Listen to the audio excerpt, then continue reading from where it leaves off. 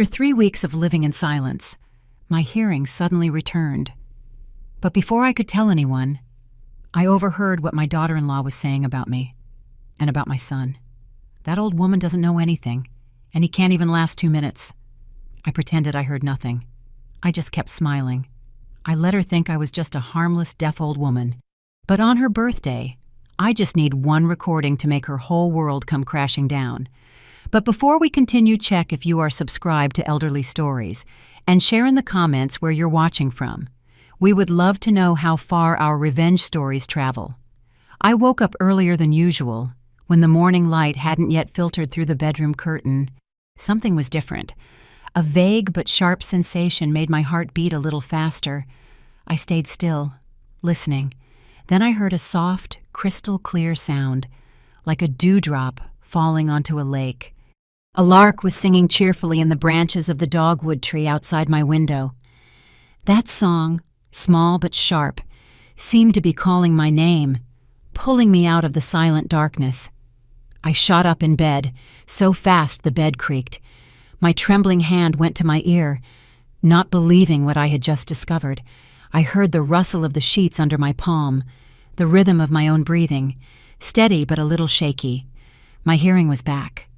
I left the room, my bare feet touching the cold wooden floor. Every step brought a wonderful sound. The wood creaked softly under my weight. The curtains brushed against me as I passed. I went down to the living room. Valerie, my daughter-in-law, was there, holding a steaming pot of chamomile tea. The steam rose thickly, filling the room with a warm, sweet scent. She didn't see me come in. Valerie smiled. She gestured with her hand, her long fingers moving gently. Asking me if I wanted a cup of tea, I nodded, pulled my favorite armchair up to the table, and sat down. The chair made a small noise, and I found myself smiling as I heard that sound again. I decided not to tell Valerie yet that I had my hearing back. I wanted to keep this secret, just for a moment, to enjoy the magic of this new feeling. Valerie placed a cup of tea in front of me. The warmth brushed my hand, and a slight shiver ran through my body. Then she took out her phone, her fingers moving quickly across the screen. A video call connected. On the other side was Sarah, Valerie's best friend, who I had only seen a few times at family gatherings. Valerie's voice sounded sweet, as always, asking about work, about the kids. Then Valerie glanced at me sideways, as if checking on me, believing I still couldn't hear. She lowered her voice and started to whisper, but to me, every word was now as clear as a church bell. "That old woman doesn't know anything," she said with annoyance. "Having to take care of her every day is exhausting." I felt a knot in my chest, but I stayed perfectly still, my hands gripping the mug. Valerie continued, her tone loaded with contempt. "Besides, David is so disgustingly cheap. If it weren't for this house and his mom's money, I would have been long gone. And to top it all off, he can't even last 2 minutes." The mug trembled slightly in my fingers, clinking against the saucer. Valerie spun around, startled, her eyes wide, but I just raised my head and pretended to take another sip of tea. My face was serene. My heart was pounding so hard it felt like it would burst from my chest. Her words echoed in my mind, sharp as pieces of broken glass. Valerie, the daughter-in-law I had loved like my own, thought that about me. And David, my son, whom I had loved and protected his entire life, was despised by her just for being frugal. Valerie quickly said to Sarah, "Well, I have to go make breakfast for my dear mother-in-law. Talk later." She hung up the phone, and her smile reappeared, as if those poisonous words had never left her mouth. She turned to me and gestured, asking if I wanted something to eat. I shook my head, faked a couple of coughs, and pointed towards the bedroom, signaling that I felt a little tired and wanted to rest. She nodded, her expression immediately turning to concern. She even came over and gently took my arm to help me up, as if I were a frail old woman who needed constant care. I let her guide me to the stairs, Every step was an effort to stay calm. When I got to my room, I shut the door hard and locked it. The sound of the deadbolt clicking startled me, as if I was waking up from a nightmare. I collapsed onto the edge of the bed, my hands shaking. I picked up my phone, but my fingers were trembling so much I almost dropped it. I looked for David's number in my contacts, my fingers sliding on the screen. When I pressed the call button, the hold music started to play. Beethoven's Fifth Symphony, the piece my late husband, Thomas, loved the most. That sound was like a hammer blow to my memory, taking me back to those happy days with him, when we would dance to that melody in the living room, and David, just a little boy, would run laughing around us. My name is Martha Anderson. I'm 68 years old, and I live alone in a house in a quiet town in Ohio. This house is my entire world. It holds every trace of Thomas and the years I spent raising David on my own. Thomas left us too soon, a victim of a cruel cancer, leaving me this house, some land on the outskirts of town, and the savings he had worked so hard to gather his whole life. I never considered it a fortune, but a legacy of the soul, a reminder of my husband's love and sacrifice. Raising David alone was anything but easy. There were nights I stayed awake, sitting by his bed while he had a fever, holding his hand and praying he would get better. There were days under the hot sun in the backyard when I patiently helped him learn to ride his bike. He would fall over and over, scraping his knees, but he kept laughing, his eyes shining with joy. "Mom, I did it!" he shouted the first time he pedaled without falling. I hugged him tightly, tears of pure happiness streaming down my cheeks. David was all I had, the only light in my lonely years after Thomas was gone. The day David brought Valerie home to meet me, I felt a new ray of hope. She walked in holding a potted orchid in full bloom, her smile as radiant as the spring sun. "Your house is beautiful. It looks like something out of a painting," she said, her eyes sparkling as she looked around the living room. Valerie stopped in front of the old photos of Thomas and asked me about each one. "Is this your wedding photo? Your husband looks so elegant." She spoke with a genuine curiosity that made me smile. I thought she was a wonderful woman and that David was lucky to have found someone so sweet, attentive, and so caring about family. After they got married, David and Valerie moved into a comfortable apartment in the next neighborhood over. I wasn't sad, because I knew David needed space to build his own life. Valerie still visited me often. Every weekend she'd bring something to share, sometimes a pot of hot chicken soup, other times a tray of pastries she had baked herself. "Mom, try this. I made it with my grandmother's recipe," she'd say proudly. As I ate, I'd feel my heart fill with warmth, as if the house had life in it again. One time, she even sat with me for hours to teach me how to use a smartphone. "Mom, now you can video call David whenever you miss him," she said, smiling, showing me step by step on the screen. Thanks to her, I could see David on my phone screen whenever he traveled for work. Valerie had worked as an office clerk, but one day she confessed to me that the job was suffocating her. "I want to do something of my own," to Mom. "Something more creative," she said, her eyes shining as she told me about her dream of opening a clothing boutique. I saw in her that same spark of passion I had seen in David when he started his first job. Valerie turned a spare room in their apartment into a small studio. She hung clothes everywhere, set up bright lights, and every night she would host live streams to sell them. I used to watch her streams, admiring how confidently she spoke, the way she presented each dress with so much enthusiasm. But one time, I accidentally overheard her complaining to David on the phone. Her voice sounded tired and frustrated. "Honey, this laptop is ancient. It processes orders so slowly. I'm exhausted." I felt a pang of sympathy hearing her. Valerie was doing everything she could to build her career, but she didn't have enough resources. David just answered with a soft laugh and his calm voice. "Relax, honey. Let me save up a bit more, and I'll buy you a new one."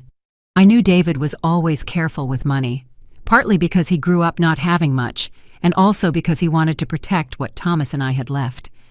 But hearing Valerie, an idea started to form in my mind. I wanted to give her a special gift for her upcoming birthday, a sum of money to be the seed money for her business. I imagined the joy on her face, having her own fashion boutique, with racks full of clothes and customers coming and going. I wanted her to succeed, not just because she was my daughter-in-law, but because I truly believed she deserved it. I even called our trusted family lawyer, Michael, to ask about the legal process for a transfer. "Mrs. Anderson, this is simple," he said over the phone in his deep voice. "We just need to draft a gift affidavit. I'll handle the paperwork, but are you sure it's a considerable amount?" I smiled, firmly. "I'm sure, Michael. Valerie is my daughter-in-law. I want her to have a good future." And then, that weekend afternoon came that changed my life. I was on the last bus of the day, holding a cloth bag full of fresh bell peppers, kidney beans, and ground beef. I was smiling, thinking about the chili that David loved so much.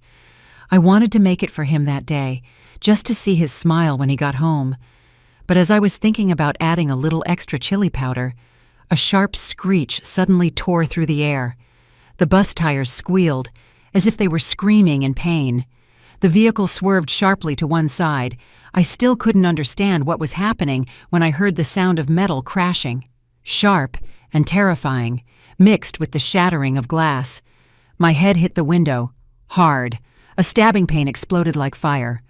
I tried to hold on to the seat, but everything in front of me went blurry, and then completely dark. The sound of the world disappeared. All that was left was a black, icy void. When I woke up, the smell of antiseptic hit my nose and I frowned. I was lying in a completely white bed. The fluorescent light on the ceiling made my eyes burn. I tried to move, but my body felt heavy, as if an invisible stone was crushing me. Then I saw David sitting right next to me, his hand squeezing mine tightly. His eyes were red, like he had been crying. Valerie was behind him, her hand resting gently on his shoulder, her face worried but tender. David's lips moved. I saw him say, "Mom, you're awake." But no sound reached my ears. I panicked. I put my hands to my ears, but nothing changed. That silence was more terrifying than any pain. A doctor came in, wearing a white coat. He had a kind smile, but a serious look in his eyes. He said something. I saw his lips move. But no sound reached me. I looked at David, then at Valerie, searching for help with my eyes. Valerie quickly grabbed a notepad and a pen from the table and handed them to the doctor. He wrote a few clear lines, with a firm handwriting, as if trying to reassure me. "The surgery was a success. You suffered a severe concussion. You will temporarily be unable to hear. But don't worry, your hearing should return in a few weeks." After reading it, I felt my heart sink. Losing my hearing, even temporarily, was something I had never imagined. I nodded to the doctor, trying to force a smile so David wouldn't worry. But inside me, there was a storm of uncertainty. During the following days in the hospital, Valerie took care of me with touching dedication. She brought me a bowl of hot chicken soup. The smell reminded me of warm afternoons in the kitchen. "I cooked this for 4 hours, Mom," she wrote in a small notebook. She sat by the bed, gave me each spoonful carefully, blowing on it first to cool it down. One time she even washed my hair in the bed, her hands gently massaging my scalp, and then she neatly braided it. "Mom always has to look pretty," she wrote, adding a drawing of a smiley face. I looked at her and felt immense gratitude. Every time a nurse came in to check on me, Valerie was the one who went out to talk to her. She wrote down all the doctor's instructions in the notebook, from the medication doses to the schedules, and then she would show it to me patiently. "Don't worry, Mom.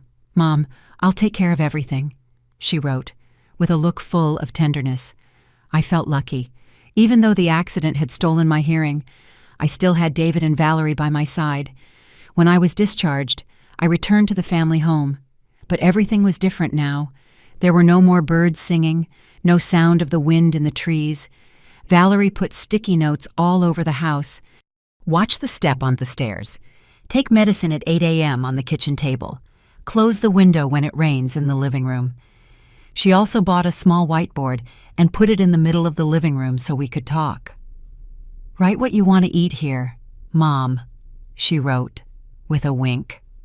I smiled and nodded, but inside, I felt a great emptiness.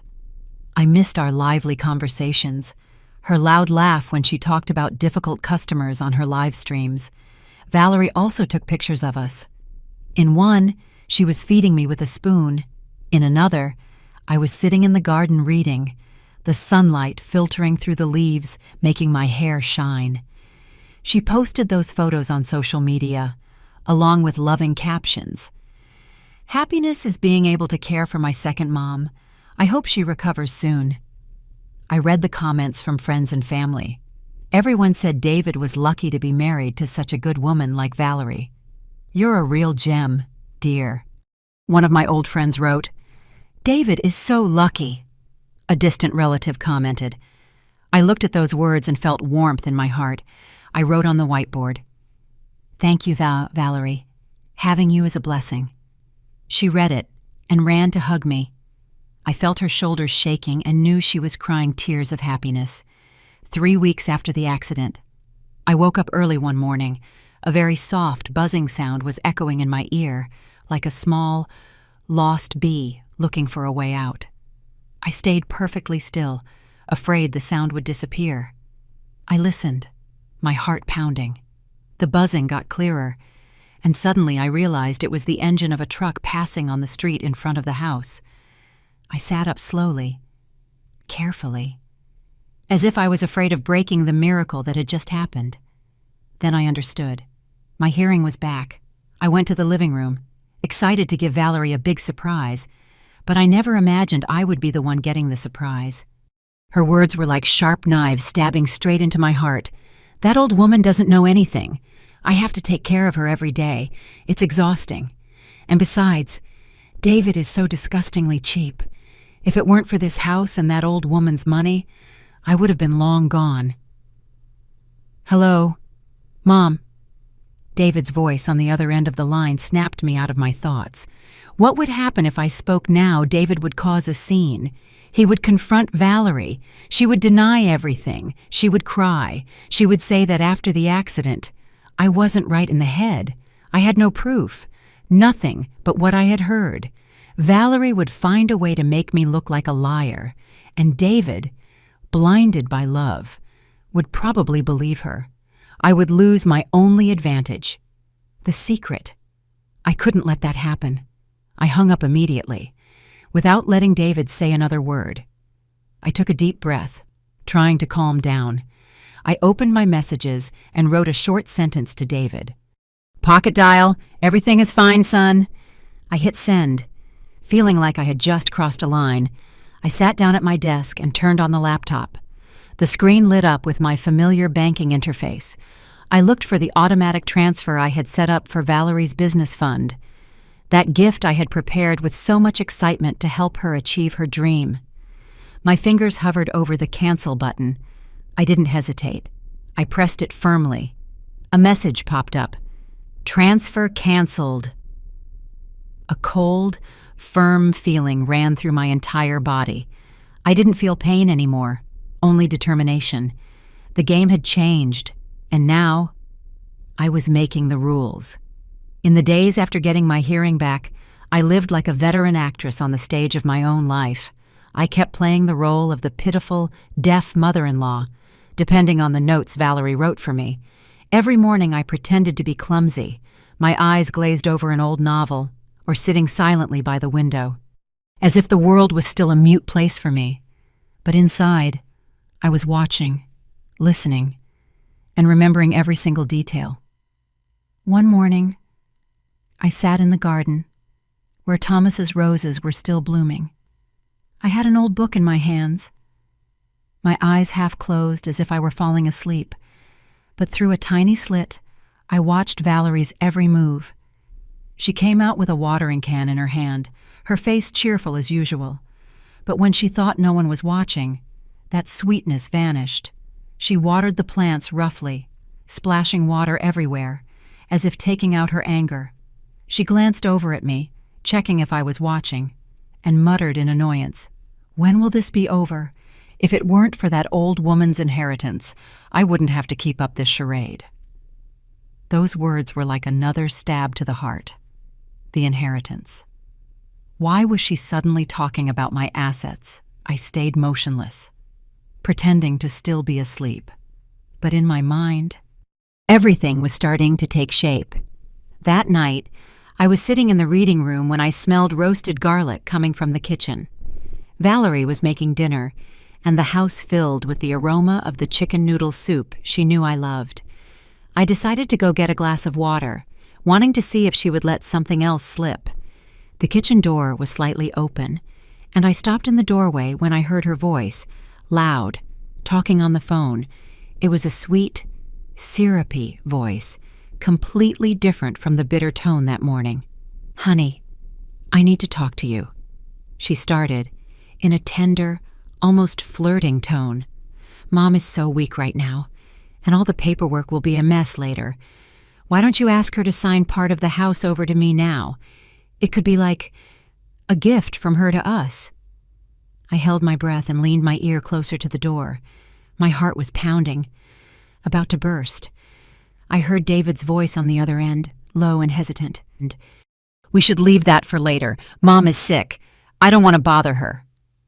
I could picture David's tired face, his serious eyes whenever he had to face an argument. But Valerie didn't stop. Her voice became sharp, irritated. "Later, when am I supposed to keep taking care of her day and night and get nothing? Do you only think about your job, or do you just not want her to give me anything?" David's voice sounded even more exhausted. "It's not that. Fine, I'll come back this weekend and we'll talk to Mom directly." But Valerie didn't back down. "You always say that. All you know how to do is avoid things," she screamed, almost losing control. There was a short silence, and then I heard the beep of the call ending. David had hung up, probably to avoid a bigger fight. Valerie threw her phone onto the kitchen counter. The sharp thud echoed in the silent kitchen. She exhaled in anger and muttered, "Useless." I quickly moved away and walked back to the living room. My heart still pounding, I took a deep breath and calmly walked into the kitchen, pretending I had just arrived. I pointed to the water pitcher, signaling I wanted a glass. Valerie turned around and her expression changed completely. A kind smile appeared instantly, as if nothing had happened. She filled a glass of water and wrote on the whiteboard, "Mom, rest a bit. Dinner is almost ready." I took the glass with a shaky hand, nodded, and smiled back at her. But inside, my heart ached. I understood now. Valerie didn't just want money. She wanted this house. Her greed ran deeper than I ever imagined. At noon the next day, I sat in my usual armchair, with a cup of cold tea in my hand, pretending to be tired. I turned to Valerie and motioned that my head hurt a little and I wanted to go to bed early. She nodded, with her usual soft smile, and wrote on the whiteboard, "Rest, Mom. I'll make you a light lunch later." I smiled back at her and went to my room, closing the door. But I didn't lie down. I sat on the edge of the bed, my hands clasped together, trying to stay calm. Half an hour later, I heard the sound of the vacuum cleaner roaring from the living room. That sound, constant and loud, was like a curtain covering everything. And then I heard Valerie's voice, hidden beneath the noise, talking on the phone. She thought the sound of the vacuum was the perfect cover, that no one could hear her. But I heard every word, every syllable, sharp as a blade.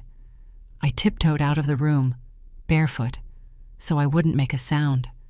I hid behind the hallway wall, where the light from the living room didn't reach. Valerie was talking to Sarah, her tone full of contempt. "My husband is useless. I asked him for one simple thing and he doesn't even have the guts to do it. Fine, I'll have to handle it myself. I heard the rustling of paper, like she was leafing through a stack of documents. Then her voice sounded triumphant and cold. I already printed out a full power of attorney. I'll tell her they're medical forms, that she has to sign them so I can bring in a specialist from the city. I felt my heart clench, as if an invisible hand was squeezing it, but Valerie didn't stop. She kept talking, with cruel satisfaction. As soon as she signs this, everything will be mine. This house, the land outside of town, and all the money in her savings account.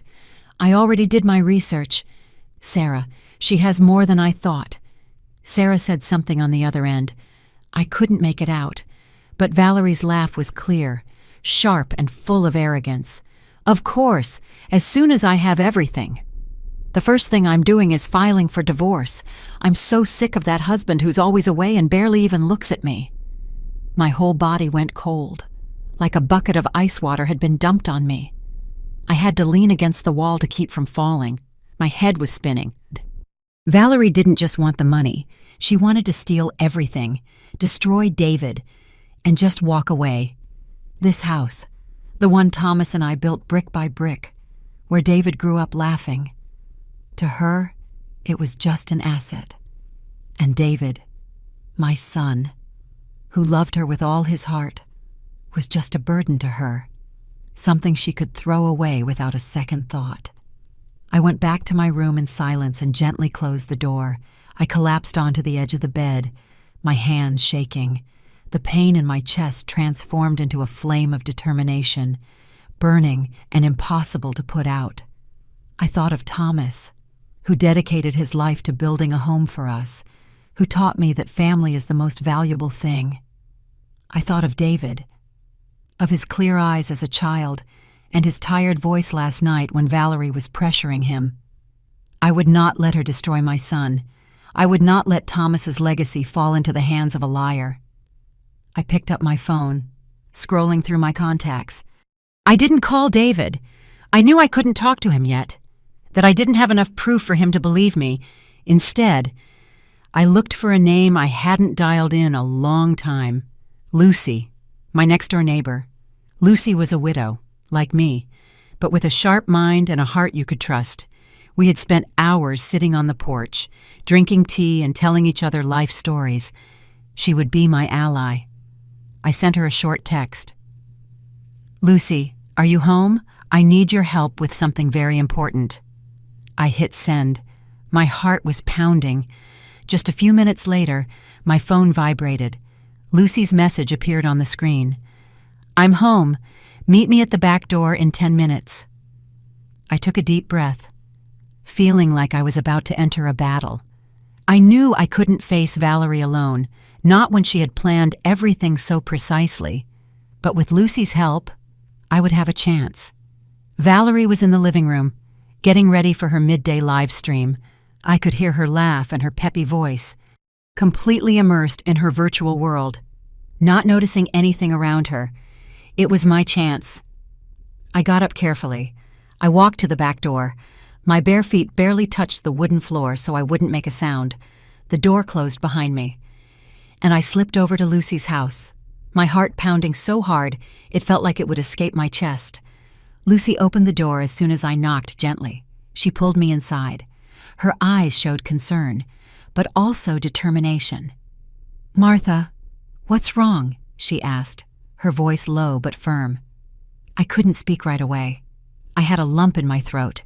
I took out my phone and started to quickly type the whole story into my notes.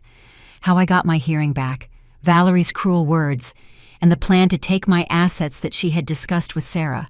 My fingers were shaking as I typed, but I tried to make everything clear, every detail as sharp as the wounds Valerie had left in my heart. When Lucy finished reading, her eyes went wide, shifting from surprise to anger. She put her hand on my shoulder and gave it a firm pat, as if trying to give me strength. Don't you worry, Martha, she said, her voice clear and decisive. I could hear her perfectly now. My nephew works with electronics. I'm going to call him. She walked over to a wooden table in her living room, opened a small box, and took out some small devices. "This is a recorder. It looks like a phone charger," she explained, holding up a small black object. "And this other one is disguised as an air freshener. You just plug it in and it records everything." I looked at those tiny devices and felt a spark of hope return. They were my weapon, the way to expose Valerie without confronting her directly. Lucy and I sat down to plan carefully. I would go back first. I would keep pretending to be the deaf, frail mother-in-law. A little later, Lucy would come over with the excuse of bringing me some chicken broth to help me get my strength back. While Valerie was distracted, she would plant the devices in strategic places around the house. "We have to be quick. Martha," Lucy said with a sharp look, "that girl is smarter than you think." I nodded, feeling like I was preparing for a battle I could not lose. Everything went according to plan. I went back home and sat in my armchair, pretending to be tired. Valerie was still on her live stream. Her high-pitched voice was audible, showing a silk dress to her clients. When Lucy knocked on the door, carrying a steaming pot of soup, Valerie quickly ended her stream and ran to open it with a radiant smile. "Lucy, you're right on time. Mom needs to get her strength back," she said, her voice sweet as honey. From the living room, I wrote on my whiteboard, "Thank you, Lucy. Your soup is always delicious." Valerie let out a loud laugh, bragging to Lucy about how well she was taking care of me, as if she wanted to win even more praise. While Valerie and I talked, using the whiteboard, Lucy acted fast. She plugged the charger into an outlet hidden behind the sofa, right where Valerie usually sat to talk on the phone. The air freshener was placed on a shelf in the hallway, near the kitchen door, where she often did her live streams or took calls. Another device was hidden in the kitchen, behind the spice jars that Valerie rarely touched. Lucy did it all with the skill of someone who's done this before. Her eyes met mine, and she gave me a discreet nod, as if to say, "It's done." That afternoon, Valerie came into the living room with a smile as bright as the sun. She was carrying a thick folder and placed it on the table in front of me.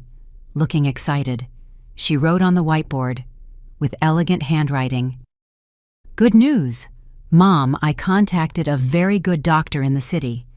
He agreed to come to the house to check on you. This is just the registration form. You just need to sign the confirmation."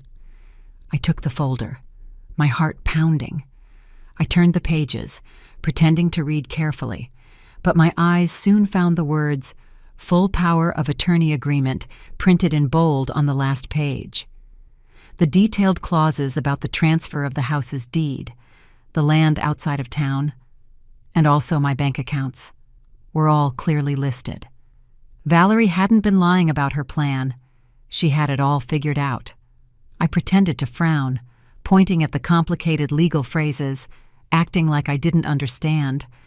Valerie, getting impatient, wrote on the whiteboard, "It's just a formality, Mom. Sign it quickly so I can send it in on time." Her voice, based on her lip movements, was still sweet, but I saw the rush in her eyes. She wanted me to sign it, now, to get it over with before I suspected anything. I tried to stall for time, turning the pages over and over, my heart churning, but I kept calm. I knew if I signed, I would lose everything. Not just the assets, but the memories of Thomas, the home he and I had built. Just as Valerie was pointing to where I should sign, the doorbell rang, sharp and unexpected. She frowned, visibly annoyed by the interruption. She signaled to me, "Mom, wait 1 second," and ran off to get a package from the delivery driver. As soon as I was alone in the room, I acted immediately. I took out my phone, activated the silent camera mode. My hands were shaking, but I carefully turned each page of the document and took pictures of everything, especially the last page with the words "Full power of attorney agreement" and the empty space for my signature. With every click, my heart beat faster, like I was stealing a dangerous secret. I had just finished photographing the last page when I heard Valerie's footsteps approaching the door. I quickly locked my phone, put it in my robe pocket, and placed the folder back in its exact spot. Valerie walked into the living room with a small, carefully wrapped box, probably the package that had just been delivered. She set it on the table with a soft click and looked back at the folder still in front of me. Her smile was still radiant, but her eyes held a contained tension. "Mom, please sign, so I can send the document in soon," she wrote on the whiteboard, her strokes more hurried than usual.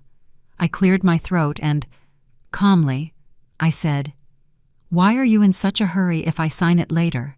Will that cause a problem for you?" The question came out simply, but it was sharp, like an arrow aimed right at Valerie. She froze, her eyes wide. Panic flashed across her face before being replaced by a forced, crooked smile.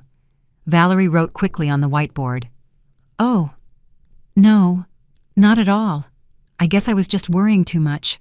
There's no rush. We can do it later." She gathered the folder hastily, clutching it to her chest as if she was afraid I'd take it, and made an excuse to go to the kitchen. I knew right then that her plan had just fallen apart. When Valerie disappeared behind the kitchen door, I sat in silence, my hand still gripping the water glass. My heart was pounding. That night, after Valerie had gone back to her apartment, I sat alone in the silent house. The dim lamplight illuminated the old photos of Thomas and David hanging on the wall. I took out my phone, my fingers sliding across the screen. I didn't call David. Instead, I opened my messages and typed, "Son, this weekend is Valerie's birthday. Will you be able to come? I want to throw her a surprise party, to thank her for taking such good care of me." I hit send. My heart was pounding, but my mind had never been clearer. A few minutes later, David replied, "Of course, Mom. I'll do my best to be there. Don't worry about a thing."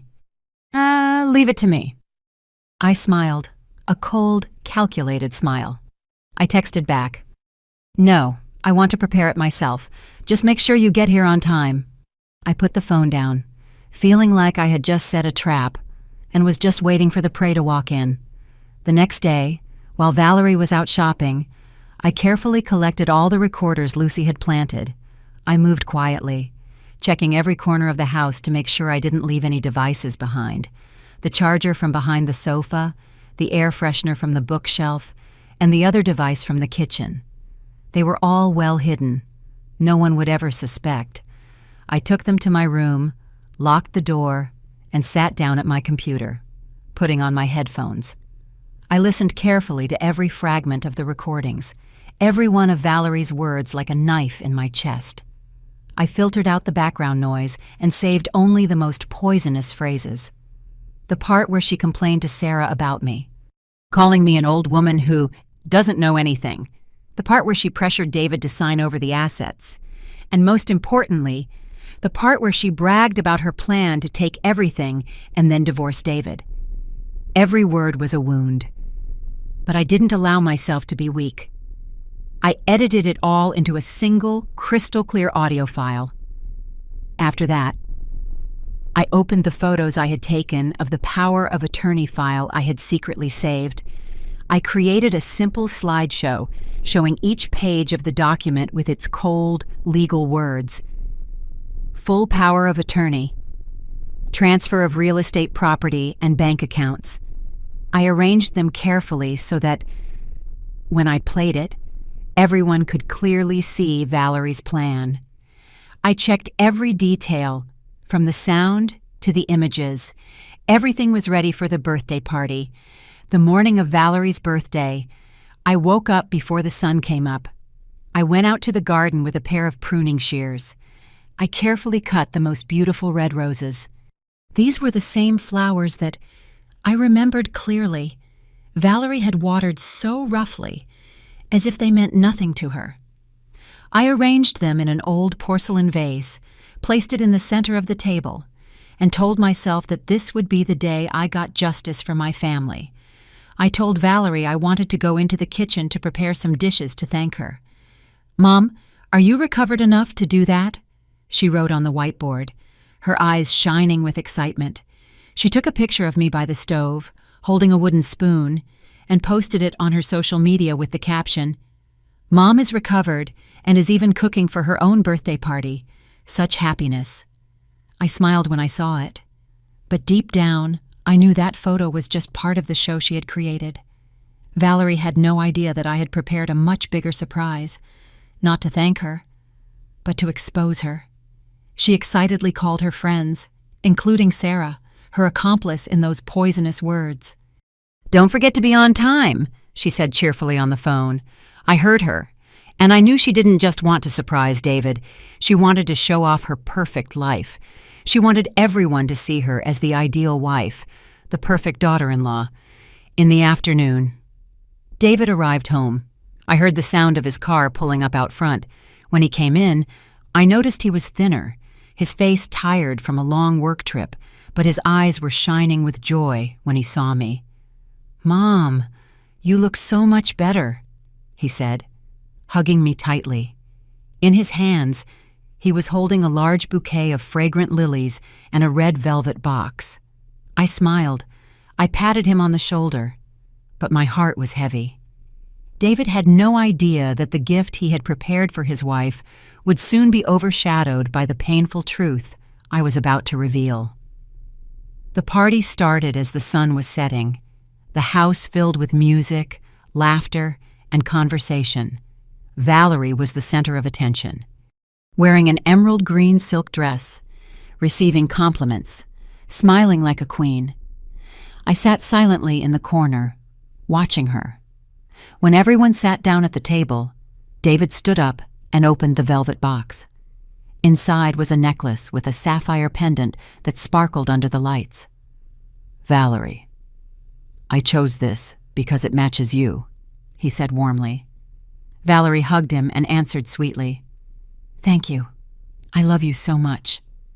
She shot me a quick glance, a triumphant look, as if she wanted to show me she still had everything under control. I lowered my head and pretended to take a sip of water, but I knew my moment was about to arrive. After dinner, it was time for gifts. The guests came up one by one to give Valerie their carefully wrapped presents: a silk scarf, perfume, a small handbag. She received them all smiling, thanking them nonstop. Finally, all eyes turned to me. Valerie looked at me, her smile wavering for just a second, as if trying to guess what I would do. I stood up slowly, with no gift box in my hands, only the TV remote. I smiled at her, a smile I knew she had never seen before, cold, sharp, and full of intention. "Valerie," I said, my voice firm, causing the entire room to fall silent. "I don't have a physical gift. I have something more special for you, to thank you for everything you've done." I pointed the remote at the large television screen in the living room and pressed play. The screen stayed dark, but a familiar voice started to play through the speakers, clear and crisp, cutting through the silence. "If it weren't for this house and that old woman's money, I would have been long gone." It was Valerie's voice, cold and full of contempt. Then the voice continued, mocking and cruel. "As soon as she signs, everything will be mine. The house, the land, the accounts. Then I'll file for divorce. Seriously, David is terrible. He can't even last 2 minutes." The room went silent. Valerie's smile froze. Her face turned white as a sheet. David, stunned, looked at his wife with eyes full of confusion. Sarah lowered her head, gripping the edge of the table, her face pale. At that moment, the TV screen lit up, showing the first image, the cover page of a contract titled "Full Power of Attorney Agreement." The next pages appeared one by one, revealing every single clause about the transfer of assets, all perfectly clear. I turned off the sound, picked up the microphone, and my voice, now firm and steady, rang out. "Today, I had planned to announce a large business fund I was gifting you, so you could open that fashion boutique you always dreamed of." I looked directly into Valerie's eyes. I saw her flinch, her lips pressed tight. "But instead of giving you money, I'm giving you a lesson. Greed and lies will never buy you happiness or respect. Valerie stood frozen, her lips trembling, unable to say a word. The guests started to whisper. Their looks of admiration turned to contempt and disappointment. David stood up slowly, without looking at Valerie. His gaze was fixed on the TV screen, and then it turned to me, his eyes filled with pain and disillusionment. The birthday party ended in a suffocating silence. The guests left one by one, with hurried steps and averted eyes. No one said a word to Valerie.